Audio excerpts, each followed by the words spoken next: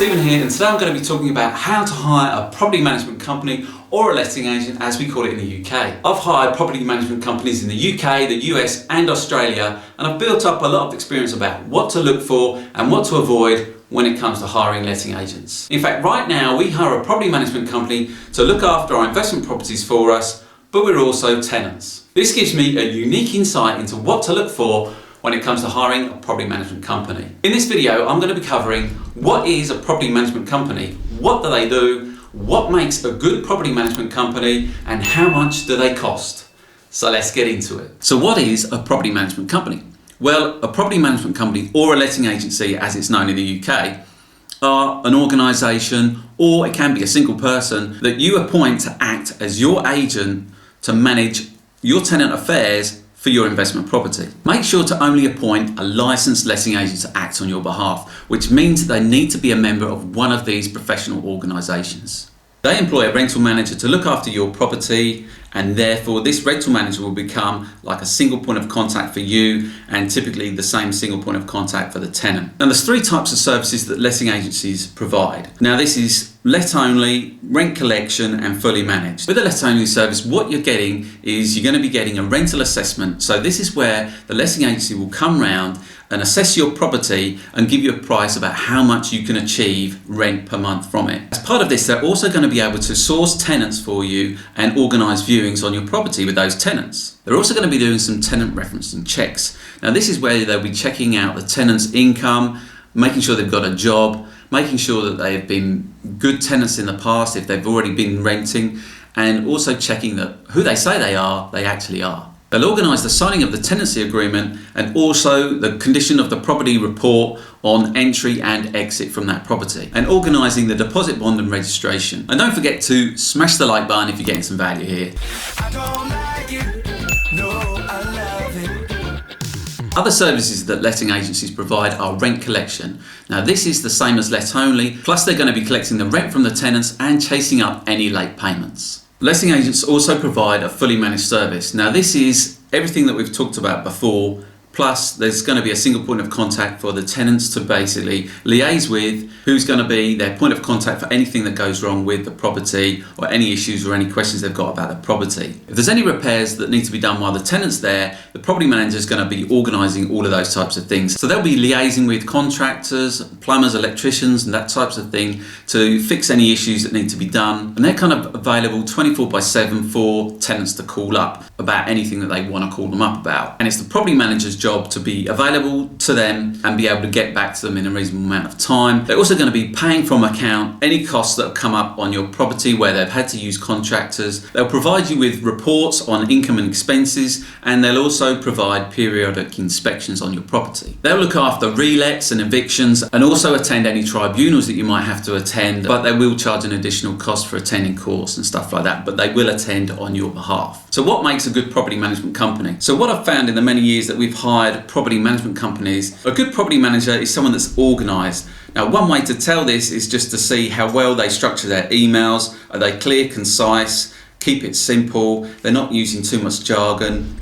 And also if you actually go around to see them in person, have a look at their desk. Is it neat? Is it tidy? Does it look like it's clean, concise, organised? This way, if their desk's tidy, no doubt their mind is quite organised as well. They're also someone that probably likes a bit of aggravation, and they're not worried about a bit of stress or something like that, because with being a property manager you're going to get aggravation from tenants and you're going to deal with stressful issues, coordinating things, trying to do things in a timely manner. So you've got to find someone that actually likes a bit of aggravation. They also need to be able to handle confrontation. Abuse is something that can easily happen from tenants because people get emotional about different things and they want things to be fixed straight away, and especially if people start to kick back on certain things and say, well, this isn't my fault, that's your fault. So they need to handle a bit of confrontation along the way and not shy away from confrontation if it's needed to be able to get things done or to sort something out. You also want to find someone that's actually firm but fair.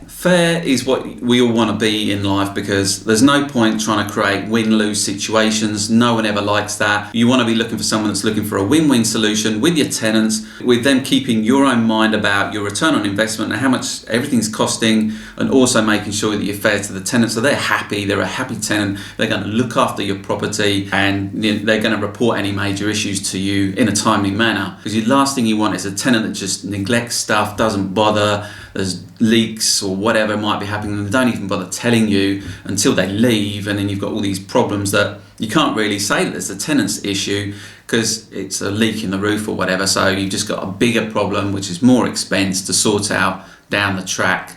So you want to keep the tenants on side, but they need to be firm but fair.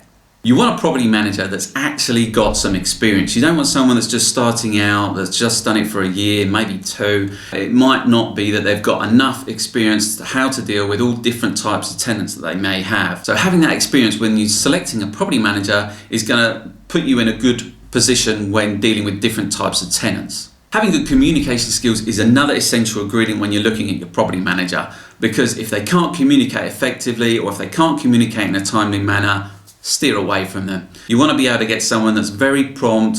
You can send them an email, you're going to get a response within a reasonable time frame. If you send them an email and they just don't respond to you for days, walk away, go and find another one. So in our own experience, I like to find a property management company that has like a single point of contact that I'm dealing with for any questions that I have, because one of the key things is that you're going to still be active no matter what service that you provide, because you're going to be needing to manage the property manager, and you need to make sure that they're providing the services that they say that they're going to be doing, keep them accountable at the end of the day. With our experience, we've used the same property manager for many years now. Now they've got hundreds of properties on their books, but we deal with a single person, and we can email him at any time of the day and he'll respond probably within an hour, actually, as long as it's not overnight. He's very responsive and he's been there all the time, so he knows all of the properties, and he's able to talk to any of those properties, and I can just send him a single line and he can respond back to me equally just with a single line. But that's all we need to do. We don't have to go through lots of historical events, because I've got the same person I'm dealing with, and therefore it just makes things a lot easier if you just have a consistent single person for the time that you're dealing with that company. Now you're not going to know this until you've actually engaged them, but before you engage them, ask if you're going to get a single point of contact for your business, so that you've got a single person to contact regarding any questions you've got about any of the reports, what the tenant's doing, about the property, what have you.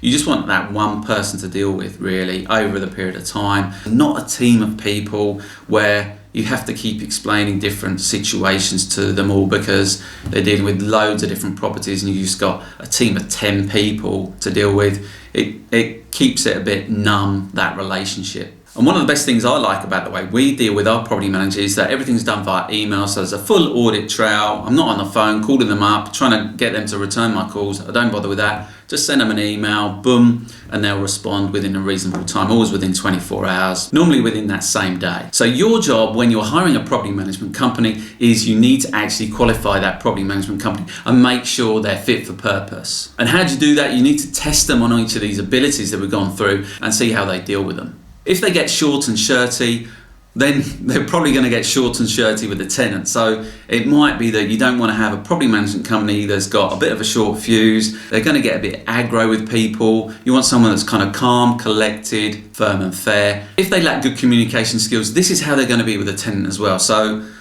these are the ways that you can test them out and see how they are with you.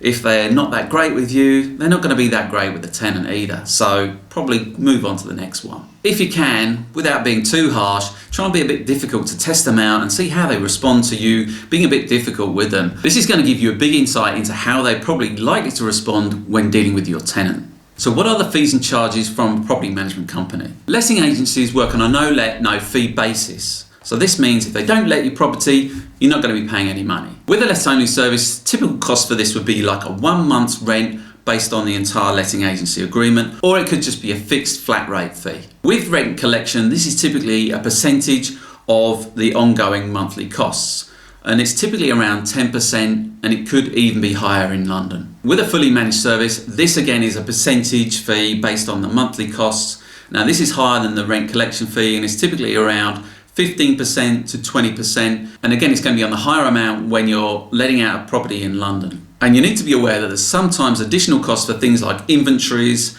gas safety certificates, and check-ins and check-outs. With letting agencies, a typical notice period if you want to get rid of them is about 2 months. Whatever fees that you see from a letting agency, all fees are negotiable. So don't be afraid to try and haggle a bit on the prices or the percentage, whatever it is. Everything's negotiable, so it's worth just trying to find out how negotiable they might be if they want to take your property on, because at the end of the day, they don't have any properties, they're not earning any money. When selecting your property management company, I actually think it's worth paying a bit more money if you're going to get a good property management company rather than just settling for the cheapest property management company, because they're probably cheap for a reason. There is a new world that's coming along, and the digital revolution is not stopping when it comes to letting agents. There's a few companies out there that now are trying to disrupt the local letting agents, and you can go and find a way to let your property at a substantial discount if you wanted to do it that way. If you're a first-time investor, I don't recommend going this route, because you want to probably go with a local estate agent that knows their way around and get to know how they manage tenants and things like that before going with an online company that can do this stuff for you, but you're going to be a bit more hands-on, and you probably need to know the process a bit more to ensure that you're efficient and timely when dealing with any issues with the property or also with the tenant. I'm going to give you 3 companies that are kind of disrupting this space right now. In no particular order are lettingproperty.com, welcomehousey.com and 99home.co.uk.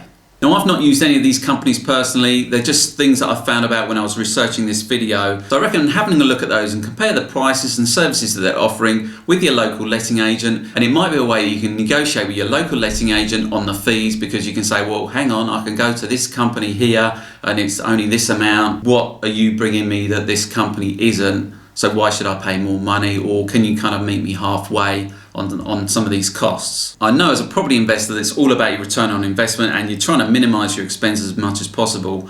But if your investment property isn't profitable enough for you to go and afford a good property management company, then I would think twice about buying that investment property in the first place. But remember, having a property manager in place doesn't mean you can just set and forget that property investment. You also need to be keeping on top of that property manager and making sure that they're being held accountable for the things that they said that they're going to do with that tenant and managing your property for you. Thanks so much for watching. I really do appreciate it. If you've watched it all the way through and you've enjoyed it, please subscribe to my channel and smash the like button. Really help out my YouTube channel. Feel free to follow me on Instagram and see what I'm up to over there. I try and post daily, and I'll see you next time.